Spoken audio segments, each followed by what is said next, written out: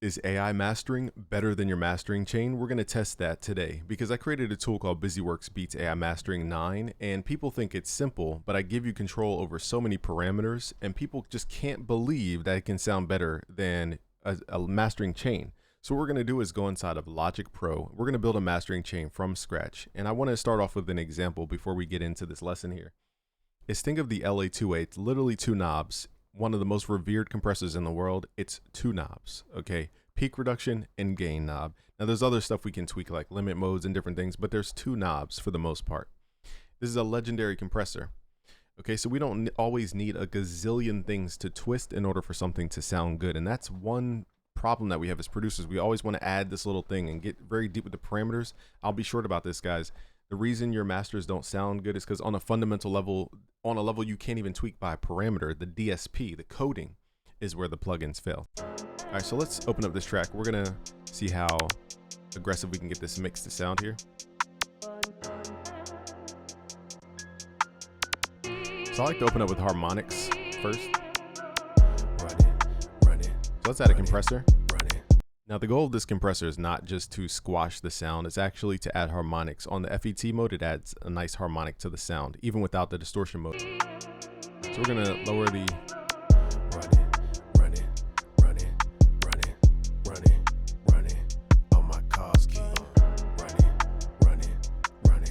let's give it a fast release.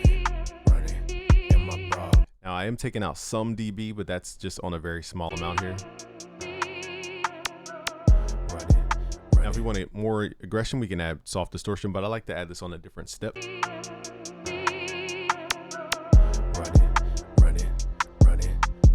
So here's before. So now we're adding more frequencies to the equation, but we're not going to add it at this step specifically. So usually what I do is I add harmonic content and then I shape the content. So we're going to do this all in one here using what's called an expander. Actually, here's what we're going to do. Let's add the soft clipping from the compressor and then take off the soft clipping of the output from the expander. So this way we're adding the harmonic content in the beginning and then we're shaping it with the expander for more transient activity. As you guys can see, now we're clipping 1.7 dB. So let's just pull the gain. Let's turn it off auto gain and pull this down about 3 dB just to give us headroom to add more plugins.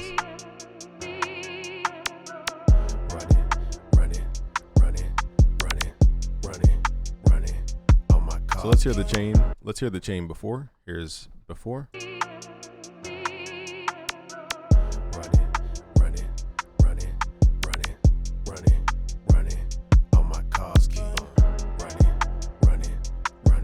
Here's after. So we've added that density to the track. The track doesn't need a bunch of EQ adjustments. That's usually where people lose the integrity of their mix, is in the EQ stage. What I'm going to do here is add an EQ, but turn it on side mode only.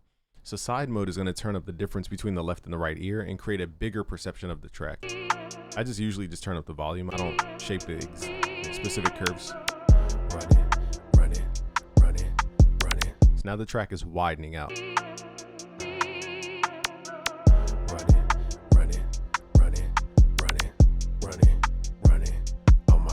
All right, let's do a before and after. Here's before.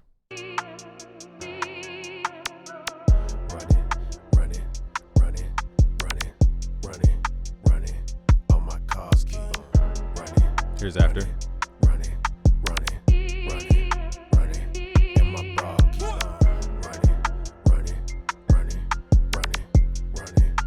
All right, so what most people do from here is they just add a limiter and call it a day. We're going to add a little bit of a dimensionality using a reverb, which most people don't like to use on their full tracks, but I'm going to show you guys how to use different style reverb. So we're going to go to Space Designer and go to our presets, go to rooms. We're going to add a very small room, and what I'm going to do first is turn down the dry level so I can hear what the reverb actually sounds like. Now this has too much delay, so we have to go through the presets to figure out which room is best for this effect. If we can't find one, then I'll just dial this off.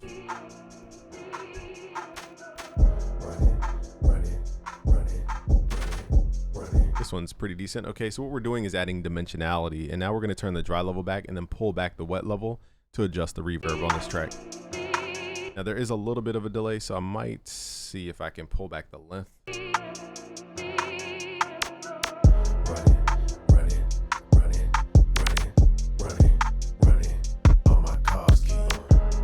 So we're hearing more of that delay.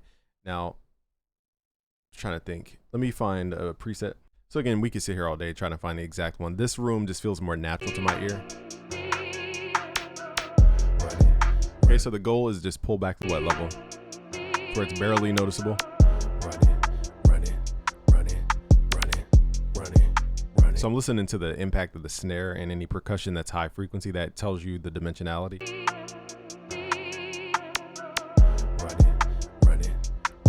So it's a very, very, very small amount. Really here it's audible, so we can even pull that back a little bit. So what we're doing is just giving sounds more space to live in the track instead of just piling in the middle or on the side. Now that's an optional step. You don't have to do that step. All right, so now we're gonna set the limiter, and from here, our goal is just to do different things, whether that's get loudness, get more movement, get more aggression on the sound. We can go backwards and start adding things into this master chain. So let's turn up the limiter.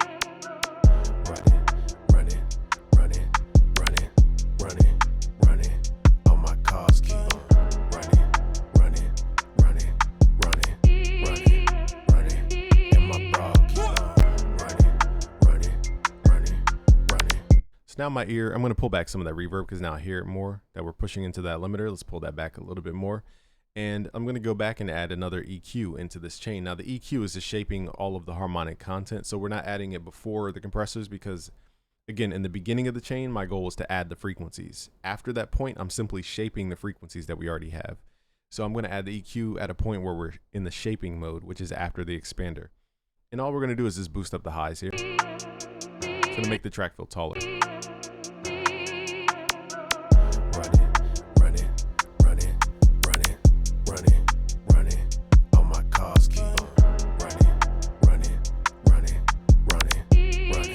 Now, if we wanted to be granular, we could adjust some things. So for example, on the side EQ, there's a little bit of a vocal buildup. I'm going to boost it so you guys can hear the area.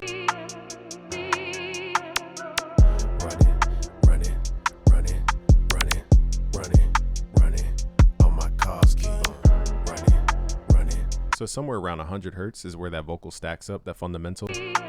So to clear that up, we could just pull that fundamental down so it's not as subby and bassy.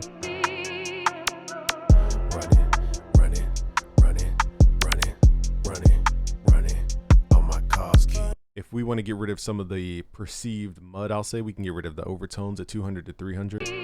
So it's just, do we want to get rid of the bass or the overtones? It's just a decision we have to make in terms of what we like more.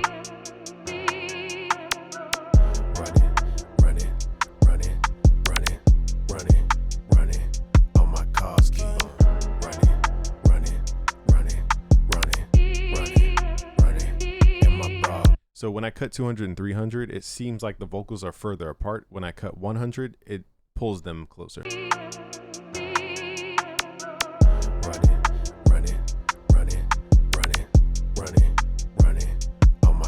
I think 100 sounds more natural. That's a very, very subtle move. Again, I don't usually do corrective stuff on a master unless it really, really needs it.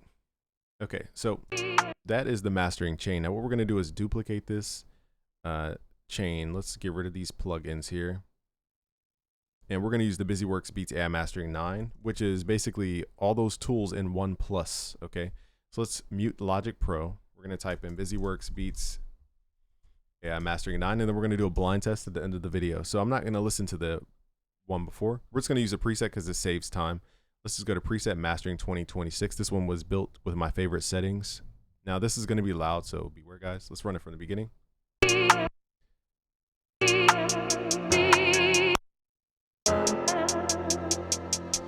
Now, if it's too loud for you guys, we can pull back the input volume.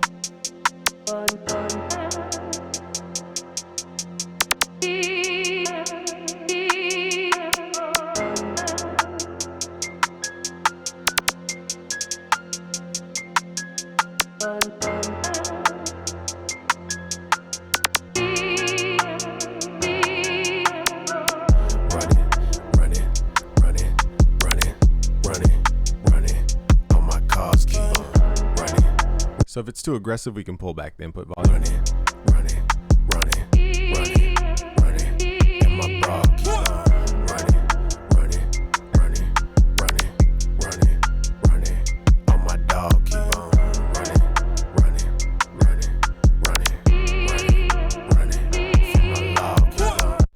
going to do is do a blind test. So I told you guys the entire chain and how you have to think about all these moves and think about all this stuff.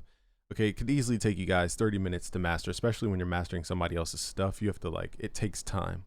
So imagine an hour, 30 minutes of just trying to figure out the exact plugin to do the exact thing, and some plugins don't work. It's because fundamentally the coding doesn't give you the ability to get the sound you're trying to get. That's why people keep using 3 compressors and 4 limiters and all these different EQs and stuff, because they're not getting the right DSP they need for the one tool, so that they go out and get 30 tools just to get the sound of one. And even when you combine all those 30 tools, they still don't sound like the one tool. Whoa. That was a big lightning strike. All right, so let me finish this video before this computer shuts off. All right, so let's do the For You blind test. All right, so let's hit shuffle. And what we're going to do actually before we do this is group the sounds here and put them into a folder stack so we can't see the velocity or the levels here. Oh, we need to, hold on guys, I gotta finish this video. All right, now we're gonna do a blind test, so I don't know which track is which. I'm gonna leave notes as we listen back.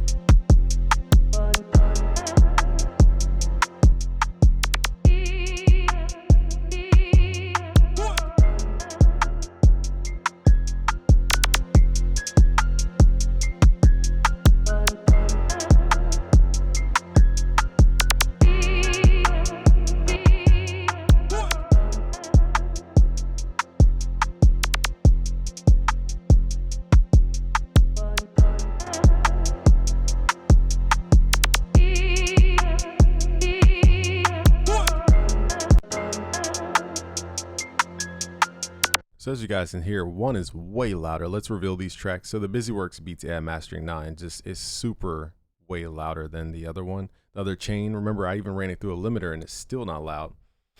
And then I said it was brighter. It had more dimension, more dynamic. Logic Pro's was, when you compare the two side by side, Logic Pro's chain was just way quieter. It sounded dark comparatively. And I said the dynamics were there, but it just wasn't as dynamic as the BusyWorks Beats AI Mastering 9. So I'm just showing you guys, even though we have all these, sorry, I was storming out outside. Even though we have the ability to add all these plugins in a chain and do all this parallel processing, it still doesn't give us the sound that you're trying to go for most of the time, for most of us, okay? So instead of just fighting you guys' self, thinking that your skills are bad, you just need better tools. So go to busyworksbeats.com/AI mastering and you guys can start your 7-day free trial. All right, guys, subscribe if you're new. Peace.